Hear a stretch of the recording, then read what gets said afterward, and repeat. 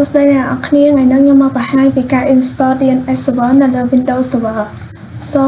ឥឡូវខ្ញុំបានបង្កើត DNS server ហើយបើសិនជាអ្នកនរគ្នាអត់ទាន់បាន install វាទេអ្នកនរគ្នាអាចចូលទៅ install បាន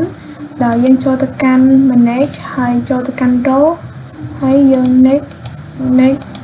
បន្ទាប់ទៅវានឹងឲ្យយើង select ចេះប៉ុន្តែដោយសារតែខ្ញុំមានហើយអញ្ចឹងខ្ញុំអាចបន្តទៀតទេអាច download ម្ដងទៀតទេអញ្ចឹងខ្ញុំចូលទៅកាន់ tool ហើយយក DNS server អញ្ចឹងពេលចូលមកមានកុំព្យូទ័រអញ្ចឹងនេះរបស់ខ្ញុំគឺមានឈ្មោះបែបនេះអញ្ចឹងខ្ញុំចូលទៅកាន់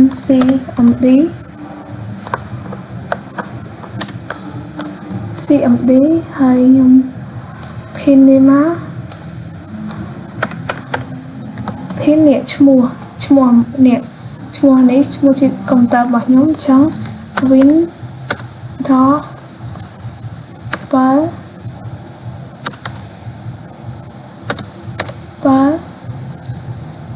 តែជូ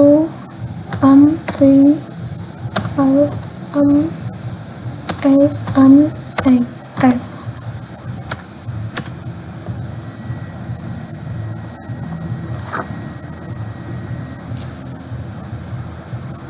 អូខេឥឡូវអ្នកនរគ្នាវាបានធ្វើការ pin ហើយអញ្ចឹងយើងបន្ទាប់ពី pin ហើយយើងត្រូវបង្កើត host អញ្ចឹងអ្នកនរគ្នានឹងឃើញហើយនេះអញ្ចឹងខ្ញុំបង្កើត host មួយទៀតដែលមានឈ្មោះថា BBB 123 grade B 123ហើយនេះគឺជា IP address របស់ខ្ញុំ 192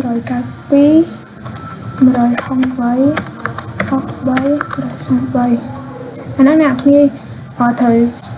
ដូចទៅក្នុងកុំព្យូទ័ររបស់យើងដែរហើយ add host